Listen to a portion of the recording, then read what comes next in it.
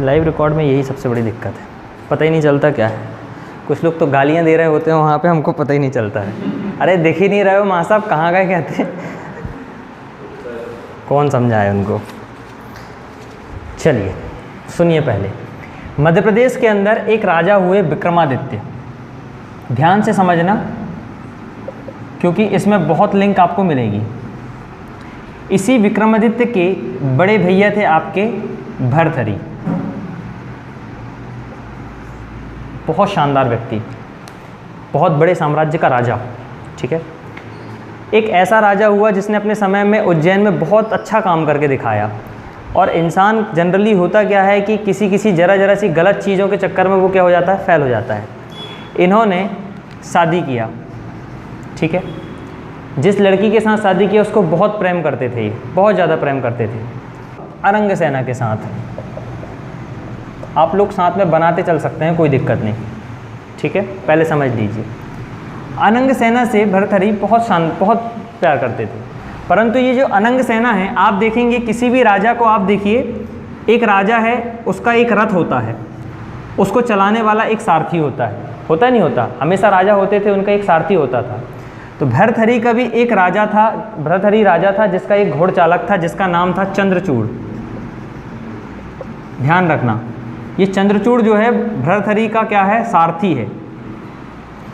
अब ये जो अनंग सेना है, भर्तहरि चाह रहे हैं अनंग सेना को, और अनंग सेना चाह रही है किसको, चंद्रचूड़ को। ये चंद्रचूड़ को पसंद करती थी। इन्हीं के साम्राज्य में एक सेनापति होता था। अनंग सेना इसको भी पसंद कर रही है, दो लोगों से अपना मतलब प्यार मोहब्बत बना के चल रही है। अब ये जो चंद्रचूड़ है, आपने देखोगे ना कहीं मुजरे वुजरे होते रहते हैं, कई साम्राज्य में पहले मुजरे होते हैं, नाचने गाने वाली होते हैं, वहाँ पे जाते हैं लोग, बढ़िया बैठते हैं और एक थोड़ा सा ले ली और लेटे हैं, उन्होंने कहा हाँ सुनाओ मुजरा, इन आँखों की मस्ती में मस्ताने दीवाने हैं, बस ये गाने चलते रहते हैं। तो चंद्रचूड़ सेनापति, इसी समय इन्हीं के साम्राज्य में एक लड़की है जिसका नाम है रूपलेखा। रूपलेखा कौन है, एक साम्राज्य की नगर वधू कह दीजिए आप इसको, नगर वधू, ठीक है। ये सेनापति का भी आना जाना इसके यहाँ लगा है, चंद्रचूड़ का भी आना जाना इसके यहाँ लगा है। कभी कभी चंद्रचूड़ अपने रथ में भर्तहरि को बिठाल के भी ले आते थे यहाँ पे।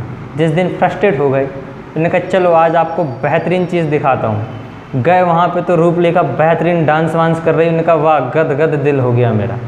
कभी कभी आके यहाँ लेट के एक आध दो जाम आम मार के यहाँ पे रूपलेखा का नृत्य देखने भर्तहरि भी आते थे। अब आप देखेंगे भर्तहरि की बीवी है अनंग सेना। अनंग सेना चाहती है इस सेनापति को और ये इसका सारथी चंद्रचूड़ को। ये जो चंद्रचूड़ है और ये सेनापति है, ये दोनों चाहते हैं रूपलेखा को, ठीक है, रूपलेखा को चाहते हैं, रूपरेखा जो नगर वधू है। बस एक कहानी यहाँ पे ये हो गई। एक बार क्या हुआ, ये अनंग सेना के बच्चे नहीं हो रहे थे, बच्चे के साथ साथ ये खूबसूरत भी थी। तो इसी भर्तहरि के समय में एक ब्राह्मण आए, उस ब्राह्मण ने कहा कि ये लो राजा, एक फल, अमर फल बोलते हैं जिसको, है ना। कई बार ऐसा होता है, आप देखना गांव में आपके घर भर में आते हैं लोग तो वो देते हैं, ये लो मम्मी मतलब आपकी दादी को दे देना ये नींबू, इससे उनकी तबीयत ठीक हो जाएगी। ये नारियल खा लेंगी तो लड़के बच्चे हो जाएंगे। ऐसे ढेर तो चलते रहता है। भभूत दे देते हैं, भभूत से लड़के बच्चे हो जाते हैं कहते हैं। ऐसे ही एक अमर फल मिला भर्तहरि को, एक ब्राह्मण ने दिया। उसकी कहानी बताऊँगा, गोरखनाथ थे वो। भर्तहरि ने दिया एक अमर फल, भर्तहरि को मिला अमर फल, और उस अमर फल को दिया उन्होंने अनंग सेना को कि इसको खा लेना, तुम इससे सुंदर भी रहोगी और लड़के बच्चे भी हो ही जाएंगे। अनंग सेना को भर्तहरि से लड़के बच्चे चाहिए ही नहीं थे। अनंग सेना ने सोचा कि मैं अमर क्यों बनूं, मैं जिसको प्यार करती हूँ, जिसको मैं चाहती हूँ, वो अमर बनना चाहिए। उसने वो अमर फल दे दिया किसको, सेनापति को, ठीक है, सेनापति नहीं चंद्रचूड़ को दे दिया, सॉरी सेनापति को नहीं चंद्रचूड़ को दे दिया। चंद्रचूड़ चाहता है रूपलेखा को, इसने वो अमर फल दे दिया रूपलेखा को, क्योंकि ये रूपलेखा को अच्छा बनाना चाहता था। रूपलेखा को एक समय एहसास हुआ कि मैं कितनी गलत लड़की हूँ। रूपलेखा को पता था इस बारे में कि ये भर्तहरि का ये है और अमर फल इनको दिया गया था।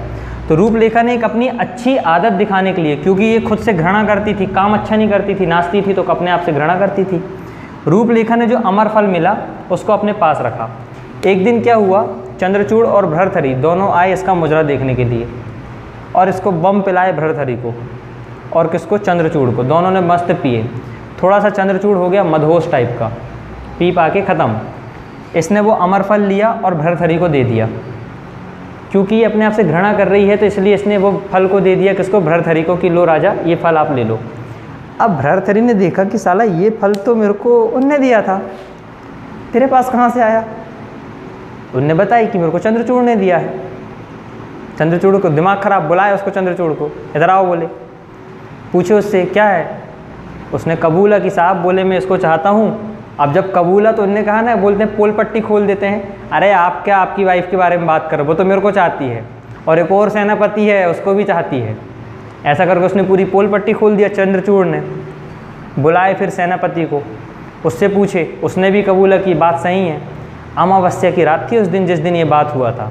तलवार वलवार निकाल के गए भर्तहरि कहाँ पे, अनंग सेना के कमरे में, और जाके उसको बोले कि तूने अच्छा नहीं किया अनंग सेना, मैं तेरे से कितना प्यार करता हूँ, तूने मेरे साथ क्या किया, धोखेबाज कहेंगे। और फिर गाना गाने लगे, ये गलियाँ ये मंजिल मेरे काम की नहीं, इस टाइप के गाना गाने लगे। इसने इस चीज़ से बड़ा बेकार लगा इसको और इसने अपने आप का क्या कर लिया, आत्मदाह, खुद को ख़त्म कर लिया। सेनापति को मृत्युदंड दे दिया गया, चंद्रचूड़ को देश निकाला दे दिया गया कि भैया अब आप यहाँ नहीं रहो। अब ये व्यक्ति के जीवन में ऐसा हुआ तो ये बन गया उदास, अकेला घूम रहा है फिर रहा है, पागलों की तरह घूम रहा है फिर रहे हैं। अभी यहाँ उदास है, अभी कवि नहीं बने हैं भर्तहरि, अभी उदास हैं और राजा ही हैं अभी भी। इसी समय भर्तहरि के जीवन में एक लड़की और आती है जिसका नाम था पिंगला। इतिहासकार कहते हैं ये इनकी तीसरी बीवी थी, एक और बीवी रही होगी कोई, उसके बारे में जानकारी नहीं मिली। तीसरी बीवी थी पिंगला। ये विक्रमादित्य छोटा भैया, आप देखना बड़े भैया अगर कोई गलती करते हैं ना तो छोटा भैया उसको ज़रूर रोकता है, भैया मत कर पापा डांटेंगे, मत कर मम्मी डांटेगी, ऐसा करके बोलते हैं। ऐसे ही विक्रमादित्य को पता था पिंगला के बारे में। पिंगला निहायत ही खूबसूरत लड़की थी, निहायत ही, और उसकी खूबसूरता देख के तो कोई भी मनमोह हो जाता था। चूँकि राजा है भर्तहरि और पिंगला को शिकार करने का बहुत शौक़ होता है, और पहले के समय में आप जानते थे कि शिकार करना केवल राजा ही लोग करते थे, जंगल जाते थे उसमें शिकार करने जाते थे। ये इसकी सुंदरता को देख के फ्लैट प्रस्ताव पहुंचा दिया, लव लेटर लिख के पहुंचा दिया, शादी करोगी क्या मेरे से। उनने राजपाट देख के सब देख के शादी कर ली। अब देखो कहानी, पिंगला ने शादी तो कर ली भर्तहरि से, परंतु ये एक अश्वघोष नाम का लड़का था उसको चाहती थी। अश्वघोष उन्हीं के गांव में कोई लड़का रहता था उसको चाहती थी, ठीक है। ये जो अश्वघोष है ये भी कम आरामी नहीं था। ये गांव ने इन्हीं के राजदरबार में एक लड़की नाचती थी जिसको बोलते थे राज नर्तकी। राज दरबार में आप देखना कि नाचने कूदने के लिए नहीं रखते वो, राज नर्तकी रहती थी। आई राज नर्तकी, ये चाहता था अश्वघोष इस राज नर्तकी को, समझना बस। देखिए पिंगला चाह रही है अश्वघोष को, अश्वघोष किसको चाह रहा है, राज नर्तकी को। और ये जो नाच रही है इनके राज दरबार में राजा के सामने, ये चाहती थी भर्तहरि को। ठीक, कहानी कितनी फंसी हुई है। अब जब पता चला राजा को कि यार साला हो क्या रहा है, अभी पिंगला लाइफ में है, पिंगला को जीवन में रखा इन्होंने और ये सारी चीज़ें हो रही हैं, राजा को पता ही नहीं है। एक दिन क्या हुआ, शिकार करने के लिए पिंगला और भर्तहरि दोनों जंगल गए। वहाँ पे दिन भर ढूंढे, इनको जानवर ही नहीं मिले मारने के लिए। वापिस लौट के उदास रूप में चले आ रहे थे। क्योंकि ये वैसे ही त्रस्त हो गया था, इनके ऊपर विश्वास तो रह ही नहीं गया, तो उन्होंने कहा साला धिक्कार है, इनकी ज़िंदगी में कोई मतलब नहीं। भर्तहरि ने अपनी खुद की कहानी में लिखा है ये कि मैं जिस लड़की को चाहता हूँ उसका नाम है पिंगला, मैं उसे बहुत चाहता हूँ, परंतु ये मुझे नहीं चाहती, ये चाहती है किसी नगर के लड़के अश्वघोष को, और वो पापी चाहता है किसी राजनर्तकी को, और वो पापन चाहती है मेरे को। क्या है ये जीवन में, ऐसा लिखा उन्होंने। तो धिक्कार है मुझे ऐसी पिंगला पे, धिक्कार है मुझे ऐसी खूबसूरता पे, धिक्कार है मुझे उस लड़के पे, और धिक्कार है उस राजनर्तकी पे, और धिक्कार है मुझ पे। ऐसा करके उन्होंने लिखा, पूरी कहानी लिखा है। एक दिन गए जंगल, भर्तहरि और पिंगला दोनों जंगल गए। जंगल जाने के बाद शिकार के लिए ढूंढे, मिला नहीं। जब वापस लौट के आ रहे थे तो लौटते समय इनको एक हिरण का झुंड मिला। 100 हिरनियाँ थीं और उसके आगे एक हिरण चल रहा था। तो पिंगला ये मारने के लिए तैयार हुआ कि चलो शिकार मिला, मारना चाहा। पिंगला ने मना किया कि मत मारो, राजा बोले वो 100 हिरनियों का पति है, बोले कितनों को पालता होगा, बोले वो। इनने माना नहीं बात भर्तहरि ने, क्योंकि विश्वास तो था ही नहीं इसके ऊपर। अरे तो क्या बताएगी यार, अश्वघोष की गर्लफ्रेंड। बट इनने बोला, मार दिया उसको, वो मर गया हिरण। मरते मरते उसने भर्तहरि को श्राप दे के चला गया। उसने बोला कि राजा आपने मेरे को मारा, गलत किया, जाते जाते श्राप दे रहा हूँ, और अगर मेरे श्राप से बचना है तो एक ही काम हो सकता है कि मेरे जो पैर होंगे मेरे मरने के बाद किसी चोर को देना जो बहुत तेज़ी से भाग सके, ठीक है। मेरी जो चमड़ी है उसको निकाल के किसी साधु को दे देना, जहाँ वो बैठा तो उसके नीचे वो कर सके। मेरी आँखें किसी सुंदर चंचल लड़की को दे देना, वो उसके काम आएंगी, ऐसा उसने बोला। ये बात सुन के भर्तृहरि को बड़ा बेकार लगा, अपने आप से लगा कि यार क्या कर दिया मैंने। उठाया उसको, घोड़े पे बग्घी पे रखा और लेके भागने लगा कि चलो मैं उसका इलाज करा के ठीक कराऊंगा। रास्ते में जा ही रहा था उसको लेके, रास्ते में इनको एक बाबा मिला जिसका नाम था गोरखनाथ, बाबा गोरखनाथ। भर्तृहरि के गुरु हैं ये बाबा गोरखनाथ। मिले, कहाँ जा रहे हो? बोले हिरण को मार दिए साहब, बहुत दिक्कत हो गई। बताओ मैं ठीक करता हूँ। बोले सही बता, कर दोगे ठीक? बोले हाँ कर दूंगा। बोले पर एक ही शर्त है। बोले बताओ, कुछ भी मान सकता हूँ इसको ठीक करने के लिए, मेरा शिष्य बनना पड़ेगा आगे चल के। हाँ ठीक, बन जाऊँगा। ठीक कर दिए गोरखनाथ ने, प्रसिद्धि बढ़ गई उनकी, अरे भगवान ही है ये तो। पिंगला और ये दोनों चले गए घर। चूँकि ये वैसे ही त्रस्त था, इसको छोड़ा छाड़ा इनने, दिमाग ख़राब के हार्ट दिमाग ख़राब हो गया, जान दो। एक दिन फिर अकेले में जंगल में निकला, और जंगल में गया तो ये शिकार करने गया था भर्तृहरि। गलती से इसका तीर जो है किसी सैनिक को जाके लग जाता है। श्रवण कुमार की कहानी देखा है ना? दशरथ जी मारते हैं जबकि हिरण को, पर लग जाती है श्रवण कुमार को, है ना? श्राप मिल जाता है कि तू भी मिलता है, तू भी बेटे की विरह में मरेगा, आखिर मर ही जाता है वो। ऐसे ही एक सैनिक को लग जाती है। सैनिक जैसे ही आवाज़ सुनती है तो उसकी जो बीवी होती है, उसकी पत्नी होती है, वो दौड़ के आती है। दौड़ के आके देखती कि मेरे पति को मार दिया। और सती, सुना था आपने, सती बनती थी पहले कि पति मर गया मतलब उसकी बीवी मर जाती थी साथ में कि अब मेरे को जीना ही नहीं है। उसके प्रेम में इतनी डूबी हुई लड़की को देखा उसने कि ये मर गया और ये भी आके सती बन गई इसके साथ, वो भी मर गई। अब उसके जीवन में 3 रास्ते दिख रहे हैं। एक दिख रही है उसको अनंग सेना, एक दिख रही है पिंगला, एक दिख रही है सती। उसके मन में सवाल आया कि आखिर ये औरत है क्या है नारी, क्या है नारी करके उन्होंने नीति शास्त्र लिख डाले, 3-4 शास्त्र लिख डाले कि एक ऐसी है, एक उससे भी गई बीती है, और एक तो क्वालिटी वाली है, अच्छी वाली है। इस कारण से उनने सोचे कि मेरे को ये राजपाट जीवन तो चाहिए ही नहीं है, अब मुझे जीना ही नहीं है इस राजपाट में, मुझे करना ही नहीं है, साला बेकार की दुनिया है। दिमाग उठाए और गोरखनाथ के पास पहुंच गए कि एक काम करूंगा भाई, शिष्य तो बनूंगा इनका, क्योंकि ये अच्छे खासे व्यक्ति समझ में आए। मारने के बाद यहाँ आए और आके बताए, माँ साहब गुरुजी बोले ऐसे ऐसे जीवन में इतने कांड देखो, बोले समझ में नहीं आ रहा क्या करूँ, मुझे आप सब त्याग टूक के आ गया मैं। इनने अपना राजपाट दे दिए विक्रमादित्य को और तो त्याग के आ गए। और गुरु के पास आके बोले कि एक काम करो आप मुझे अपना शिष्य बना लो बस। उस समय गोरखनाथ ने फिर बोले शर्त एक ही है, तभी बनाऊंगा शिष्य। बोले अब क्या? बोले महल जाओ और पिंगला जो है ना उसको माता कह के पुकार के भीख लेके आओ, तभी शिष्य बनाऊंगा। सोचो लुगाई उसको बोलेगा माता और भीख लेके आएगा वो, पर उसको तो बनना था शिष्य, इससे तो वैसे ही नफरत। गया, माता पिंगला भिक्षाम देही, वो निकल के आई बाहर। अरे पागल हो गए हो क्या, बीवी हो तुम्हारी, माता क्यों कह रहे हो, ऐसा बोली उनने। पर एक समय आया कि वो नहीं माना, रोने गाने लगी पिंगला की, क्या हो गया, मैंने क्या कर दी, ये क्या कर दिया, वो कर दिया। तो उसको भिक्षा दी, वो नहीं माना, भगवा कपड़े पहन के आया था एकदम भीख बन के, लिया भीख और गोरखनाथ के पास वापिस, और वहाँ से बनेंगे आपके भर्तृहरि। तब उन्होंने लिखा ये सारी कहानियाँ और कथा करनी। जीवन में इनके कुछ नहीं है, केवल ये कहानी से आपको समझ में आएगा कि ये बने क्यों।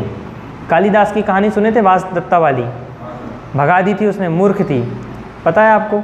उसने भी यही पूछी थी, सवाल पूछी थी उससे कि बहुत सारे ब्राह्मणों ने वासदत्ता को कालिदास को पकड़ के उस लड़की के सामने ला के रख दिए, क्योंकि उसको कंपटीशन करना था, स्वयंवर करना था। स्वयंवर का मतलब समझते हैं आप क्या होता है? क्या होता है स्वयंवर? स्वयंवर, खुद की इच्छा से स्वयंवर, खुद की इच्छा से वर को चुनना। उसने चैलेंज की थी कि वो उससे ही शादी करूंगी जो विद्वान होगा, मुझसे भी ज़्यादा विद्वान होगा। और उसने कही भी थी कि अगर जो नहीं जीत पाएगा उसको मैं दंड भी दूंगी।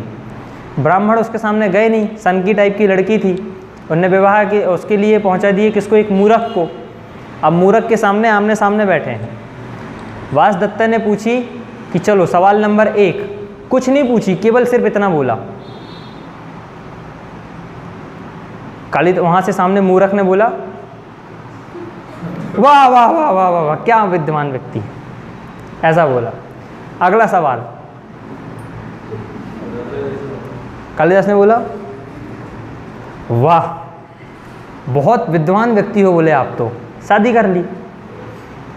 अब जब जिस दिन शादी होकर गई घर में पूछी, अच्छा जी एक बात बताओ, बोले आपने कैसे समझे मैंने क्या पूछ रही थी, मतलब आपको कैसे पता? कालिदास जी ने बोले मूर्ख ने, पहले ये बता पूछ क्या रही थी, मेरे को समझ नहीं आया। बोले ये पहला सवाल था, इसका मतलब क्या समझे?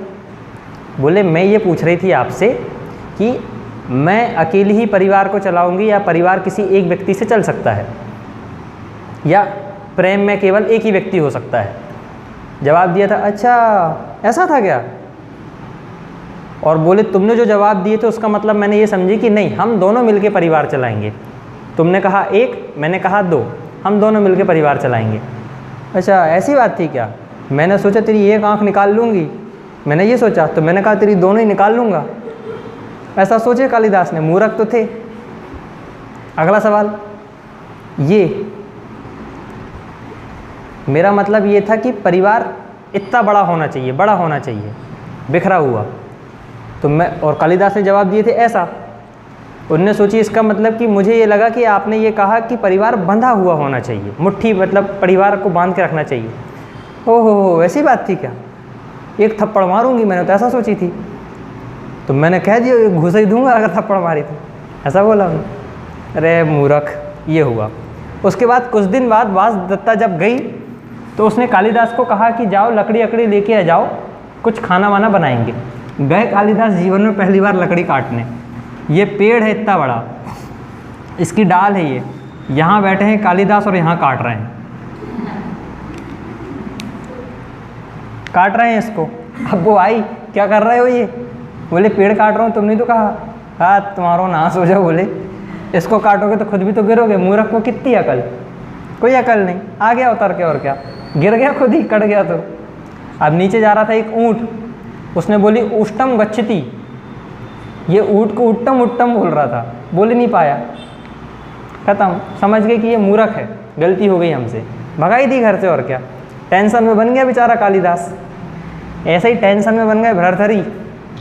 आया समझ में? कहानी को समझोगे तब आपको समझ में आएगा। मेंस में क्वेश्चन आएंगे, भर्तृहरि की कथा लिखिए, कालिदास के जीवन परिचय लिखिए। क्या लिखोगे वहाँ पे? लिख दोगे नीति सार और ये सब बनाए उनने, बहुत लंबी कहानी, जब तक जानोगे नहीं तो लिखोगे नहीं। ये है भर्तृहरि की कथा, नॉर्मल।